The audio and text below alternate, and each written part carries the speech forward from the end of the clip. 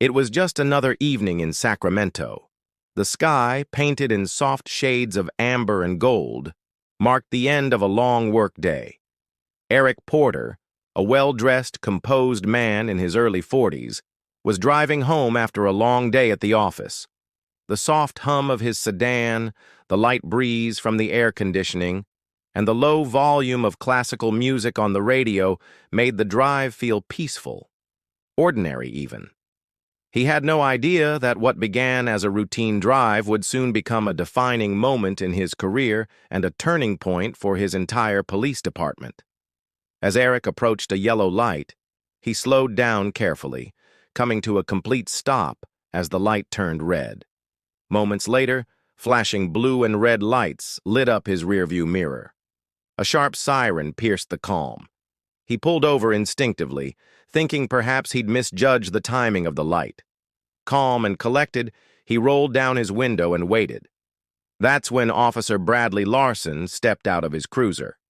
Mid-30s with a buzz cut and a practiced air of authority, Larson walked up to Eric's car with the kind of confidence that comes from years of not being questioned. "License and registration," he said curtly, not a greeting in sight. Eric, used to following procedures, complied without hesitation. His movements were calm, deliberate. But he could feel the scrutiny in the officer's eyes, not looking for documents, but looking for a reason. Something in Officer Larson's body language shifted. The stop no longer felt routine. A flicker of assumption, maybe even suspicion, had taken root in the officer's mind. He glanced at Eric's license and frowned. "You're not from around here, are you?" It was a simple question, but the tone carried weight. Eric answered politely, explaining he'd moved to Sacramento a few months ago. But Larson wasn't listening for details. He was listening for justification. Where was Eric going? Why was he in such a hurry? The questions kept coming, each one less about traffic law and more about something unspoken. Eric, dressed in a tailored suit, standing taller and calmer than the officer expected, seemed to trigger something Larson didn't quite understand. Authority? Confidence? A refusal to be intimidated? When Officer Larson ordered Eric out of the car, the air changed. The conversation became less about infractions and more about control. Eric followed instructions, all while staying composed. But it was clear. This stop had shifted from procedural to personal. What should have been a brief, forgettable encounter was turning into a quiet standoff. And Officer Larson didn't yet realize the man he was challenging wasn't just a commuter. He was the head of internal affairs. The balance of power was about to shift, and nothing about this traffic stop would remain ordinary. Officer Bradley Larson was used to being in control. For years, he had patrolled the streets of Sacramento with the quiet confidence of someone who rarely faced consequences. But as he stood on the side of that sun-drenched road facing Eric Porter, a man calm, articulate, and unshaken by his authority, Larson could feel that control slipping away. What had started as a simple traffic stop was unraveling into something far more uncomfortable. The man he had expected to intimidate wasn't shrinking or stammering. He was asking questions, reasonable questions. And worse, he was asking them with precision, with poise, like someone who knew exactly how this was supposed to work. Larson's usual tactics weren't landing. The clipped orders, the hard tone, the attempt to escalate, none of it was rattling Eric. In fact, it was doing the opposite. The more Larson pushed, the more composed Eric became. And then came the moment that changed everything. Eric reached slowly into his coat pocket and said evenly, "I'm reaching for my badge." Larson's hand instinctively drifted toward his holster, a reflex born of years on the job. But what Eric pulled out wasn't a weapon. It was a badge, a real one, and not just any badge. "Eric Porter," he said, flipping it open. "Head of Internal Affairs, Sacramento Division." The words hit Larson like a wave. His posture stiffened, then sagged. His face, once stern and smug, paled as reality set in. The man he had been trying to dominate, trying to find fault with, was the very person responsible for reviewing officer conduct. Suddenly, the dynamic shifted completely. The power that had filled Larson's voice only minutes ago now belonged entirely to Eric. And Eric didn't raise his voice once. Eric explained, calmly and clearly, what had just happened, and more importantly, why it mattered. He pointed out that the real issue wasn't just the profiling or the baseless suspicion. It was the assumption, the belief that someone who looked like him couldn't possibly hold power or knowledge of the law. "You assumed I wouldn't know my rights," Eric said, "that I wouldn't understand the law you're sworn to uphold. And why? Because I didn't look like someone you thought deserved respect." Larson stood frozen. His authority had evaporated, replaced with uncertainty, even fear. Eric's voice was calm, but every word landed like a gavel in a courtroom. He told Larson he would hear from him again, not as a driver, but as the official reviewing his conduct. The message was clear. Respect should not be given based on appearance, but on principle. And for the first time, Officer Larson saw the uniform not as a shield, but as a responsibility he had failed to honor. What began as a routine traffic stop turned into a defining moment, not just for Eric Porter, but for the entire Sacramento Police Department. Eric hadn't planned to challenge the system that day. He was simply driving home, tired after a long day.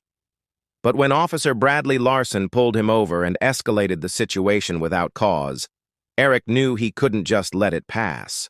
The moment he revealed his badge, Internal Affairs, head of the Sacramento Division, the tone of the encounter shifted completely. Yet for Eric, this wasn't about personal vindication. It was a wake-up call, a mirror held up to a system in need of change. The next morning, Eric didn't sit back. He sat at his desk, opened Larson's personnel file, and began the hard work of accountability. But more than that, he saw the broader picture. Larson was not the root of the problem. He was a symptom. Eric knew that if real change was going to happen, it wouldn't come from punishing one officer. It would come from challenging the entire culture that allowed behavior like Larson's to flourish. He met with Chief Daniels, laid out his experience, and called for a department-wide review, not just of misconduct cases, but of training programs, officer accountability systems, and community engagement protocols. He didn't just suggest change, he led it. Within weeks, town halls were held, officers were retrained, and disciplinary systems were overhauled. Eric opened the doors for community members to share their stories, their fears, and their hopes for a safer, fairer department. For the first time in years, people felt heard. Larson was suspended after a formal hearing, but Eric didn't celebrate. His victory wasn't in punishing Larson, it was in preventing the next one. The real reward was in seeing the department slowly evolve, becoming a force that truly protected and served all citizens, not just a privileged few. Months later, Eric stood before a room full of city leaders, officers, and residents. "Justice," he said, "isn't about punishment. It's about responsibility. It's about creating a culture where respect and fairness aren't goals, they're standards. We wear this badge not to command authority, but to uphold integrity." The applause was long and heartfelt. And though Eric knew the road ahead would still be challenging, he also knew the tide had turned. Because one moment of courage, met with leadership and resolve, had sparked a movement. For older Americans watching, Eric's story reminds us that no matter how deep the problem, it's never too late to demand change, and to be the one who leads it. Sometimes, justice doesn't come from the courtroom. It starts on the side of the road, with someone who refuses to stay silent. Sometimes, it takes one uncomfortable moment to start an important conversation. For Sacramento, that moment came in the form of a traffic stop and a man named Eric Porter. A respected official in law enforcement and head of internal affairs, Eric wasn't just another driver pulled over. He was the man responsible for ensuring integrity within the police department. When Officer Bradley Larson stopped him without cause and treated him with suspicion, it was more than a bad judgment.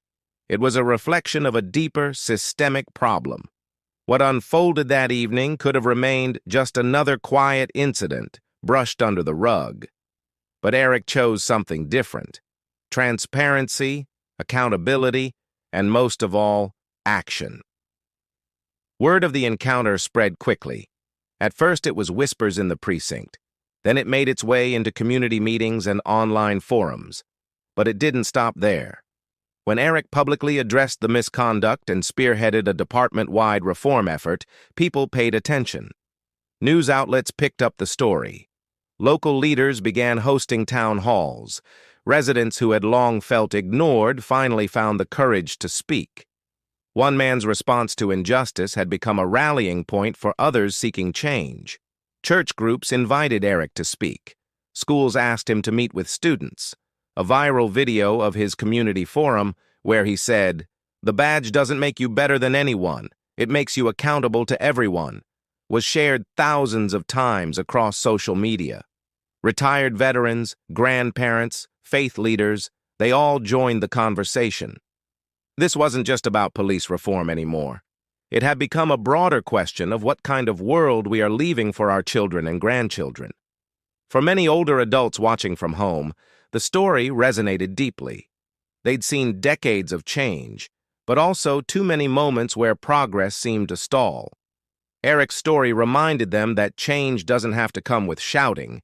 It can come from calm, firm resolve. It doesn't always require protest signs. Sometimes it starts with a quiet voice saying, "This isn't right." That kind of courage, especially from someone inside the system, inspired a renewed belief that reform is not only possible, it's necessary.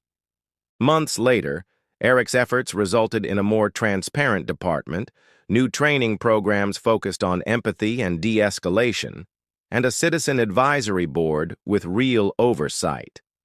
But perhaps most importantly, it sparked honest conversations in homes, churches, and community centers across the country. Conversations about respect, dignity, and the America we want to be. Eric Porter's story is more than just a tale of justice served. It's a testament to what happens when one person chooses integrity over silence.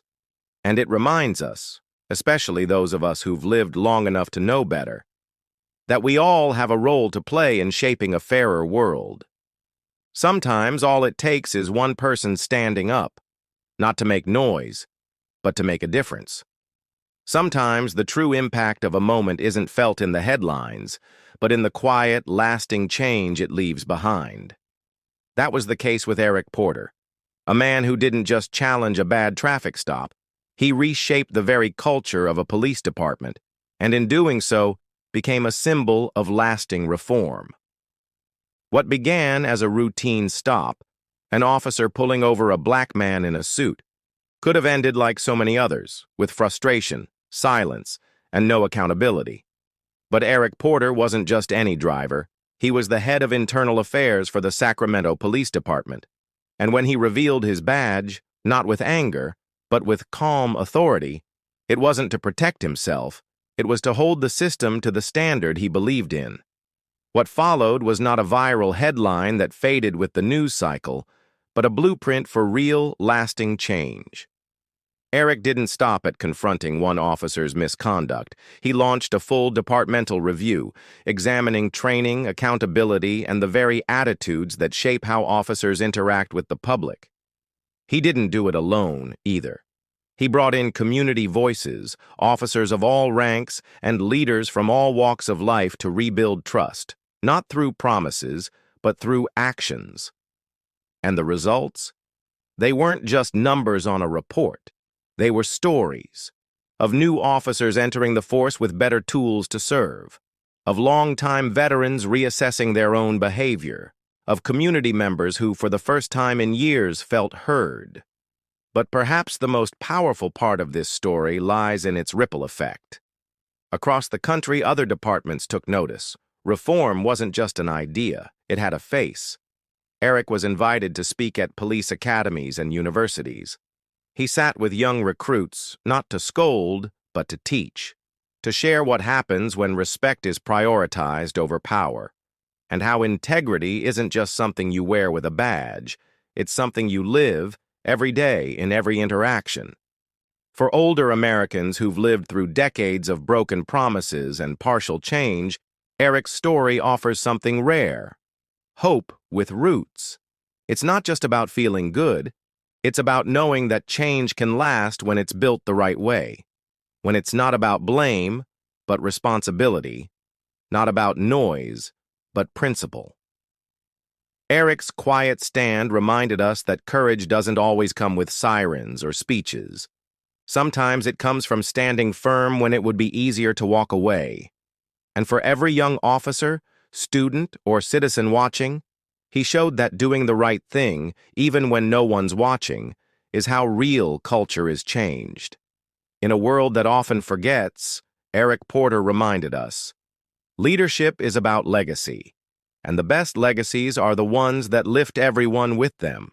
In a world where headlines often focus on chaos, scandal, or fleeting drama, the story of Eric Porter offers something deeper, a moral reckoning wrapped in quiet dignity. When Officer Larson pulled over a black man in a suit, he saw only what he expected to see: someone to question, to control, perhaps to intimidate. What he didn't see was the truth staring back at him, a man who not only knew the law, but upheld it at the highest level.